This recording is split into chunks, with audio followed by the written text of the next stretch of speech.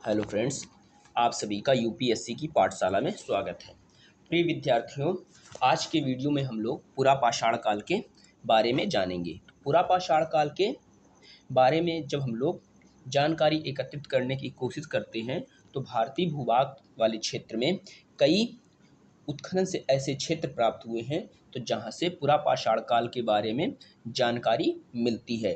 तो सबसे पहले हम लोग देखेंगे कि कौन से स्थल कहाँ पर अवस्थित हैं, फिर इसके बाद हम लोग पुरा पाषाण काल के बारे में अध्ययन करेंगे। तो सबसे पहले हमने एक भारत का मानचित्र बनाया है जिसमें इंग्लिश के लेटर के माध्यम से उन स्थलों को हमने चिन्हित किया है। तो जैसे ए स्थल जो है ये उत्तर प्रदेश के इलाहाबाद के निकट एक जगह पड़ती है दमदमा, तो इसे कहा गया है दमदमा। दमदमा तो ये क्या है, यह एक पुरा पाषाणकालीन स्थल है दमदमा। ठीक इसी प्रकार से दो और स्थल उत्तर प्रदेश से बेरन घाटी वाले क्षेत्र से प्राप्त हुए हैं। तो जैसे बी जो है ये है मैदाहा, महदहा। इसी प्रकार से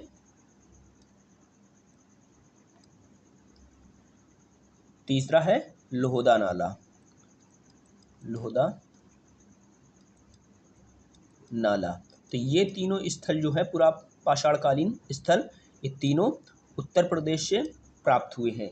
इसी प्रकार से ये जो डी अक्षर है तो ये मध्य प्रदेश का रायसेन जिले में अवस्थित भीमबेटका स्थल है, भीमबेटका। तो भीमबेटका जो स्थल है ये पुरा पाषाणकालीन सबसे महत्वपूर्ण स्थल है क्योंकि यहाँ से कई शैलाश्रयों की प्राप्ति हुई है। ठीक इसी प्रकार से मध्य प्रदेश में एक और स्थल ई पड़ता है, ये है हथनोर, हथनोर। तो ये दोनों स्थल मध्य प्रदेश से पुरा पाषाणकालीन प्राप्त हुए हैं। इसी प्रकार से महाराष्ट्र में एफ अक्षर जो है तो महाराष्ट्र में ये जगह प्राप्त हुई है नेवासा। तो नेवासा जो स्थल प्राप्त हुआ है इसकी पहचान पुरा पाषाणकालीन स्थल के रूप में हुई है। ठीक इसी प्रकार से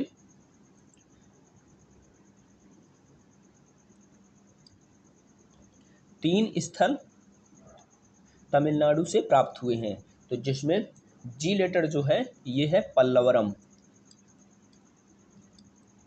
ये सारे स्थल जो है चेन्नई के आसपास वाले क्षेत्रों में प्राप्त हुए हैं, पल्लवरम।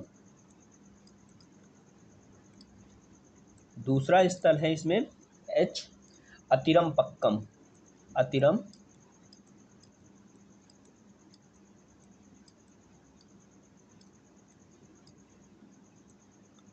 और आई लेटर जो है ये है गुड़ीगाम, गुड़ीगाम।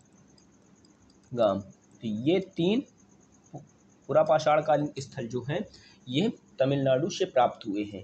तो इनको हम लोग, ये जो अवस्थितियाँ हैं इनसे प्राप्त होने वाले जो महत्वपूर्ण साक्ष्य हैं इनको हम लोग इस वीडियो में देखेंगे। तो सबसे पहले हम लोग देखेंगे कि इस समय के मानव के बारे में। जो पुरा पाषाण काल का मानव है वो मुख्यतः आखेटक प्रवृत्ति का था एवं खाद्य संग्राहक था। तो साथ साथ हम लोग नोट डाउन भी करते चलते हैं जिससे टॉपिक को कैरी ऑन करने में सहूलियत होगी।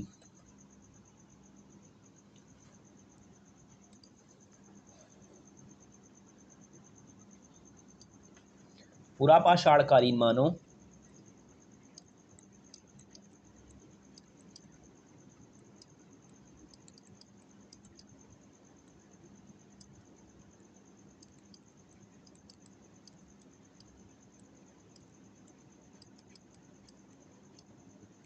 पुरा पाषाणकालीन जो मानव है ये आखेटक मतलब शिकार करता था और भोजन को एकत्रित करता था। आखेटक एवं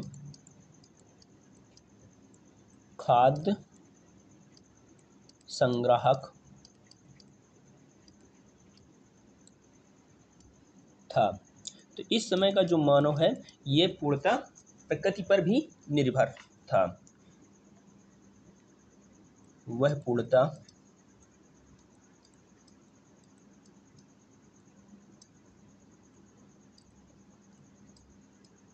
इस समय का जो मानव है मुख्यतः प्राकृतिक शक्तियों में विश्वास करता था।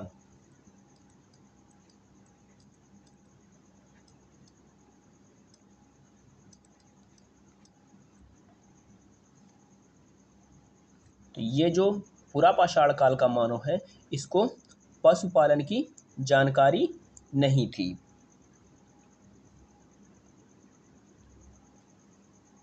इस काल के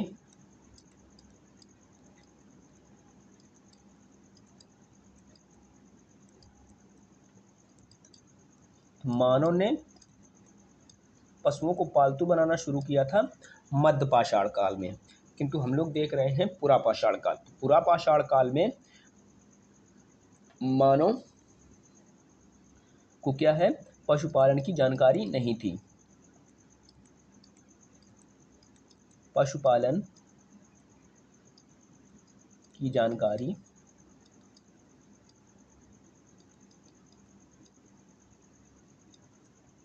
नहीं थी।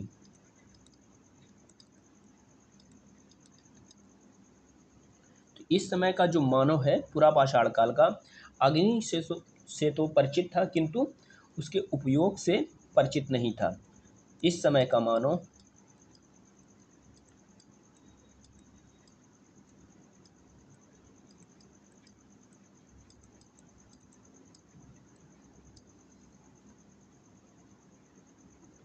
इस समय के मानव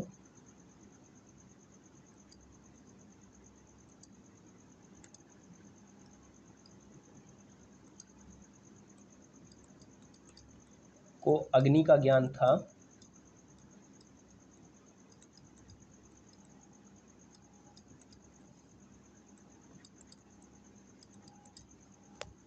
परंतु वह उसके उपयोग से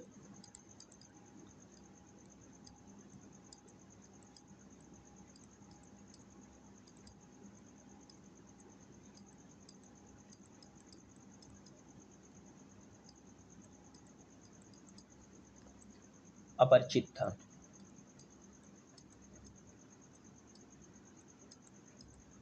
इस समय का जो मानव है, आग का तो उसे ज्ञान था, किंतु वो आग को बुझाना और जलाना नहीं जानता था, अर्थात वो आग को अपने नियंत्रण में नहीं रख पाता था।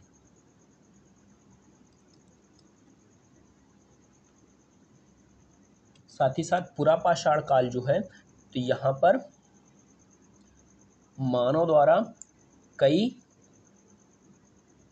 चित्रकारियों का निर्माण किया गया है, तो जो मध्य प्रदेश के रायसेन स्थल से प्राप्त होती हैं, तो जिसे कहा जाता है भीमबेटका स्थल। तो सर्वाधिक प्राचीन चित्रकारी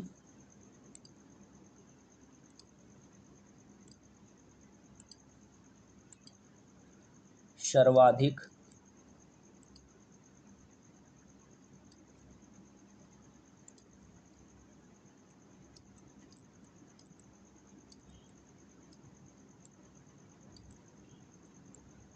प्राचीन चित्रकारी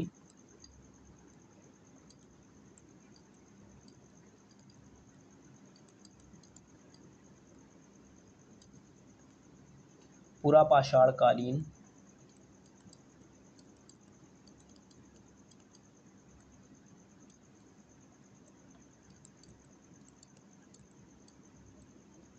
पुरा पाषाण कालीन भीमबेटका भीमबेटका जो है, ये मध्य प्रदेश के रायसेन जिले में पड़ता है।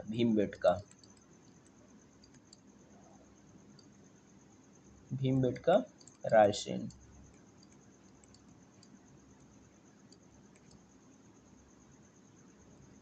यहाँ पर लगभग 500 शैलाश्रय प्राप्त हुए हैं, रायसेन में देखने को मिलती है।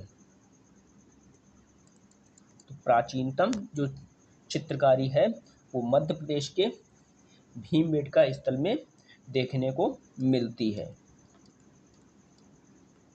तो यहाँ से भीमबेटका से लगभग 500 शैलाश्रय आदि मानव द्वारा निर्मित किए गए हैं, उनके साक्ष्य मिलते हैं।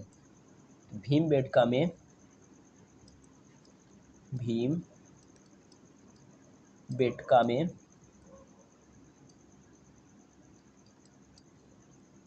लगभग 500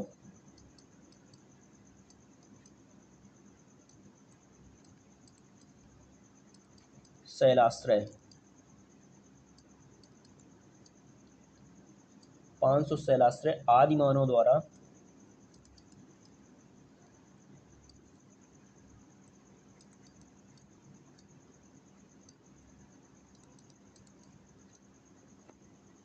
शैलचित्र निर्मित किए गए हैं।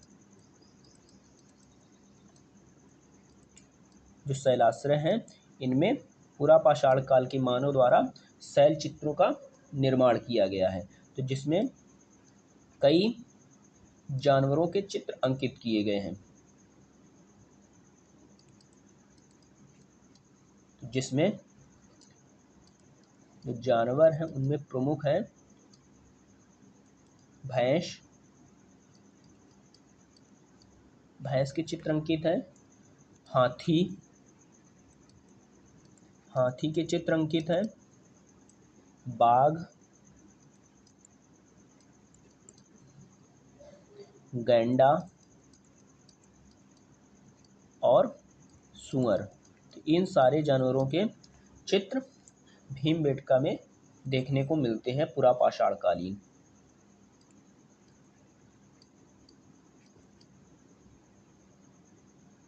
सूअर के चित्र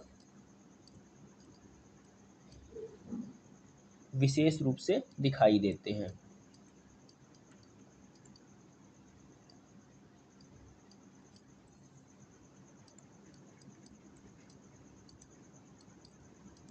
जितने भी विद्यार्थी क्लास को कर रहे हैं, उम्मीद करते हैं कि सारे विद्यार्थी नोट्स को भी बनाते चल रहे होंगे,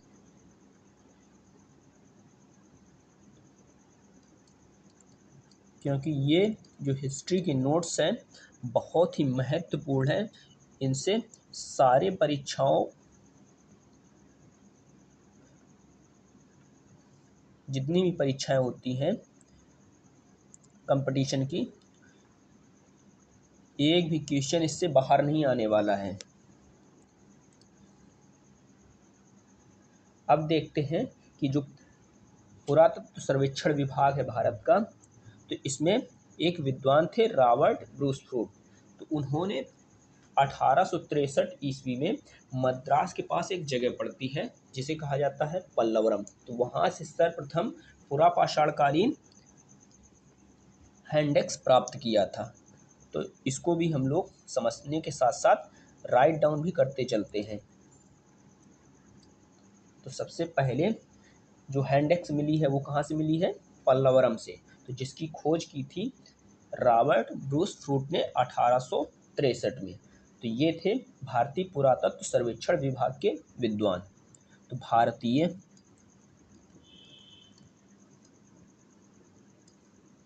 पुरातत्व सर्वेक्षण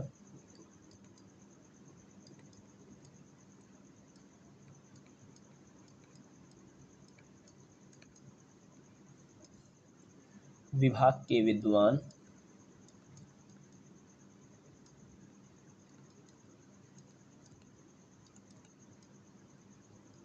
रॉबर्ट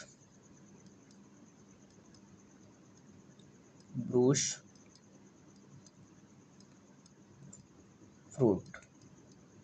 तो रॉबर्ट ब्रूसफोर्ड ने 1863 ईस्वी में मद्रास के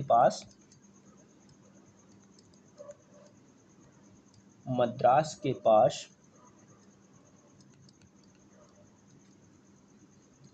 पल्लवरम नामक स्थान से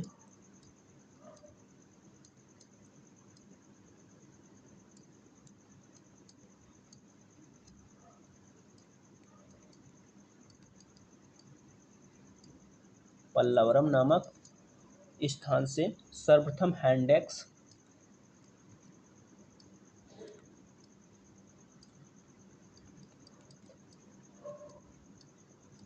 को ही हस्त कुठार भी कहा जाता है, तो सर्वप्रथम हैंडेक्स प्राप्त किए थे।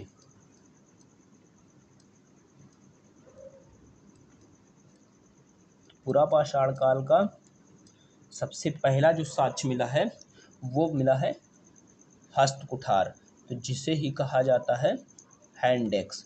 इसकी खोज भारतीय पुरातत्व सर्वेक्षण विभाग के विद्वान रॉबर्ट ब्रूस फ्रूट ने इसकी खोज की थी। अब हम लोग देखते हैं इसी में अन्य महत्वपूर्ण फैक्ट्स।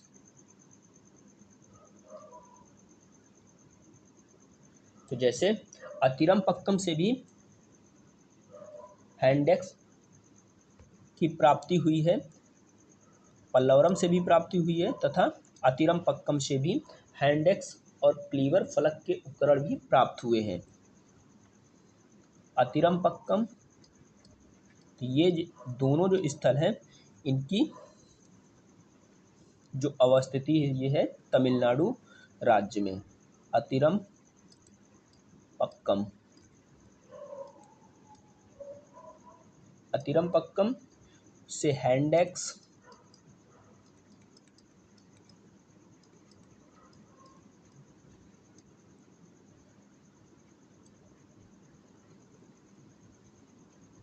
क्लीवर फलक,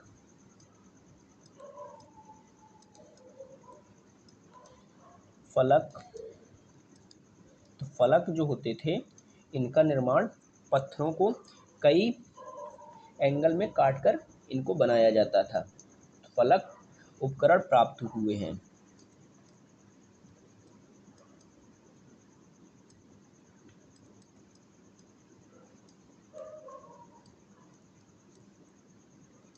इसी प्रकार से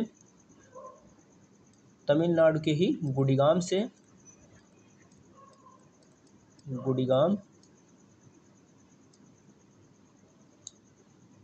भी फलक व क्लीवर उपकरण के साक्ष्य मिले हैं। वह क्लीवर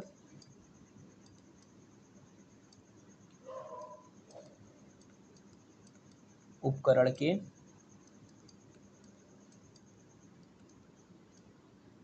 साक्ष्य मिले हैं।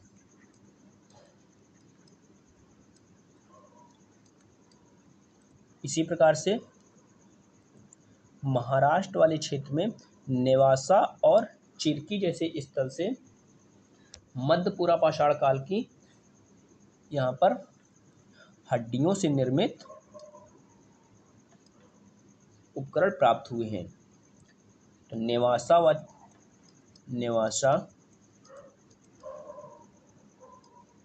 व चिरकी से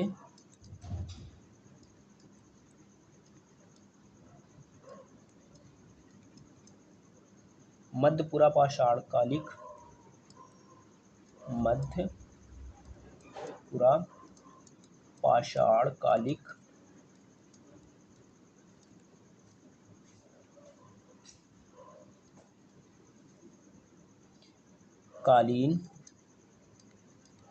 मध्य पुरापाषाण कालीन या कालिक उच्च कोटि के उपकरण प्राप्त हुए हैं।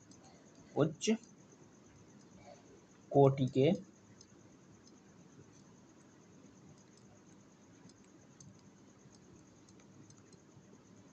उपकरण प्राप्त हुए हैं।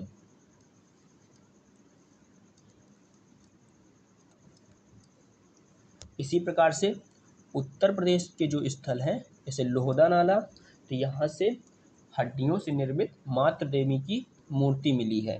तो लोहदा नाला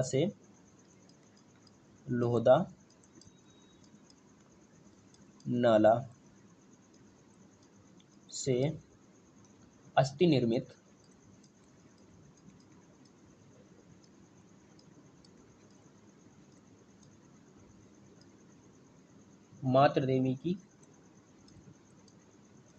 मातृ देवी की प्रतिमा प्राप्त हुई है।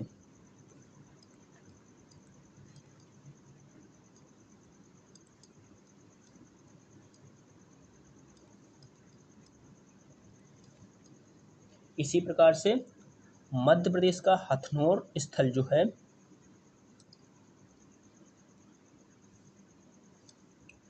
हथनोर से मानव खोपड़ी का प्रमाण प्राप्त हुआ है। हथनोर से मानव खोपड़ी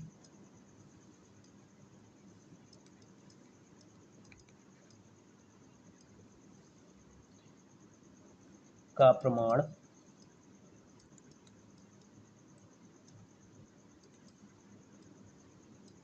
प्राप्त हुआ है।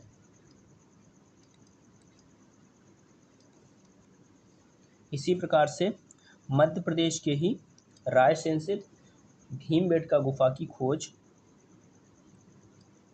भीमबेटका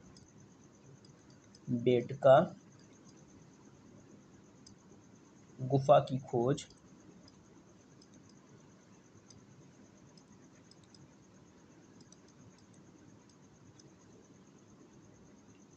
1958 में BS वाकड़कर महोदय ने इसकी खोज की थी। वाकड़कर ने किया। अब हम लोग देखते हैं, एक नोट डालिए आप लोग। तो नोट डालते हैं,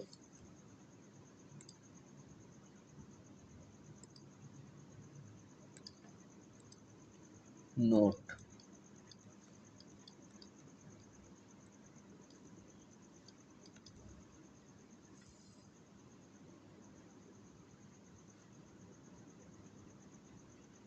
तो नोट में लिखिएगा, उत्तर की जो संस्कृति थी पुरापाषाणकालीन, जिसे कहा जाता था चापर चापिंग संस्कृति, और जो दक्षिण भारत की संस्कृति थी तो जिसे कहा जाता था हैंडेक्स।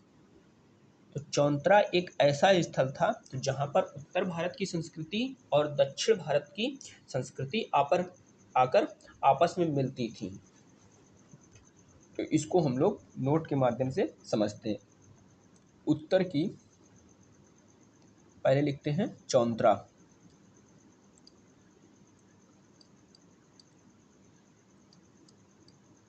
चौंतरा, चौंतरा जो है ये है उत्तर की जो संस्कृति थी, चापर चापिंग, उत्तर की चापर चापिंग,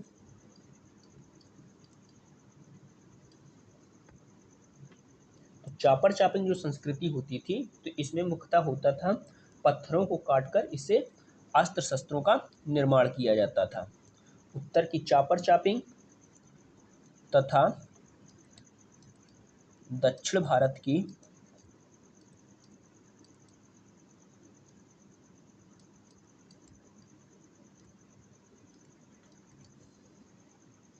हैंडेक्स संस्कृति, तो हैंडेक्स संस्कृति को ही हस्त कुठार संस्कृति भी कहा जाता है, क्योंकि दक्षिण भारत से जो भी स्थल प्राप्त हुए हैं वहाँ से लगभग प्रत्येक स्थल से हस्त कुठार की प्राप्ति हुई है। तो जिसके कारण दक्षिण भारत की संस्कृति को हैंडेक्स संस्कृति भी कहा जाता है। हैंडेक्स संस्कृति का मिलन स्थल है, मिलन स्थल है। चौंतरा जो स्थल है ये उत्तर की चापर चापिंग संस्कृति और दक्षिण भारत की हैंडेक्स संस्कृति, उत्तर भारत की चापर चापिंग संस्कृति और दक्षिण भारत की हैंडेक्स संस्कृति का ये क्या है, चौंतरा मिलन स्थल है।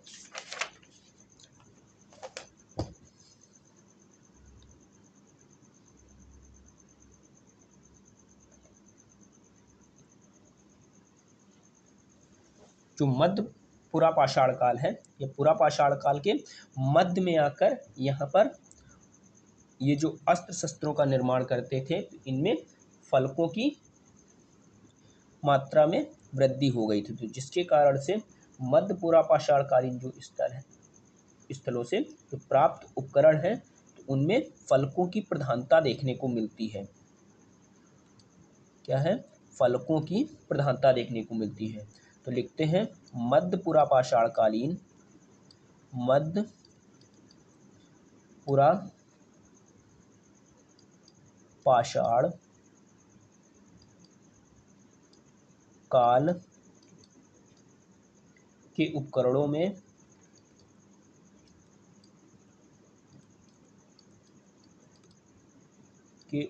में फलकों की प्रधानता पाई जाती है। फलकों की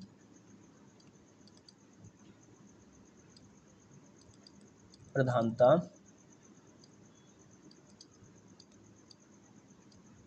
पाई जाती है। इसी प्रकार से पुरापाषाण काल में ही उच्च पुरापाषाण काल को जब हम लोग देखते हैं तो यहाँ पर इस काल की दो विशेषताएं देखने को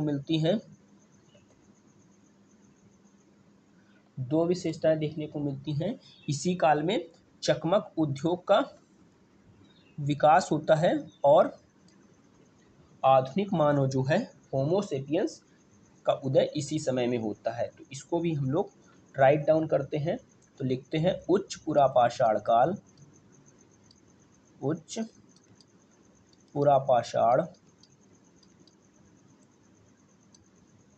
काल की दो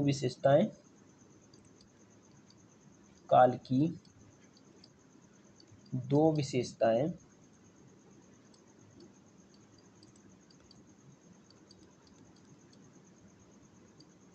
महत्वपूर्ण हैं। तो वो दो विशेषताएं हैं, पहली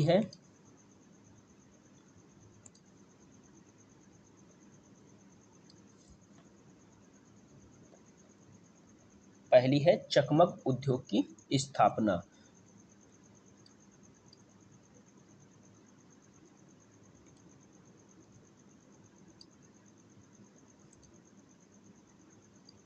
चकमक उद्योग की स्थापना। तो चकमक उद्योग ये क्या होते थे? तो ये मुख्यतः होते थे चकमक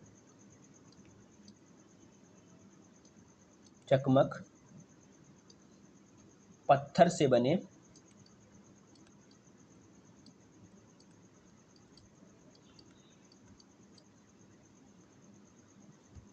औजार होते थे। औजार और हथियार बनाने की प्रक्रिया को ही चकमक उद्योग कहा जाता है। और हथियार बनाने की प्रक्रिया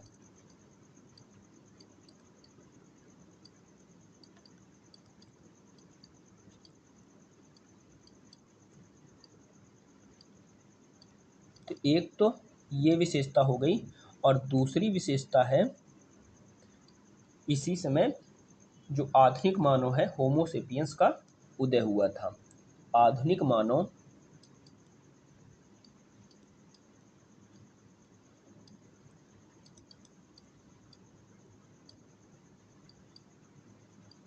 होमो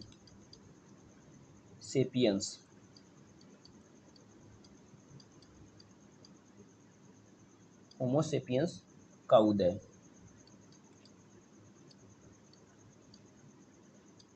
तो ये हो गया इस काल की दो महत्वपूर्ण विशेषताओं के बारे में।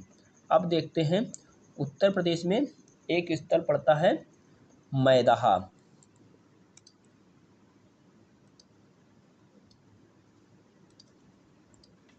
तो मैदाहा से यहाँ से स्त्री और पुरुष को एक साथ दफनाए जाने के साक्ष्य प्राप्त हुए हैं।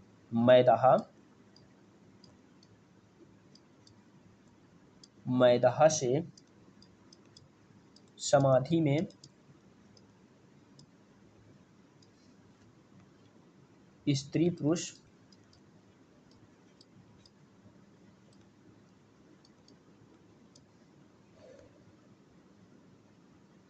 को साथ दफनाए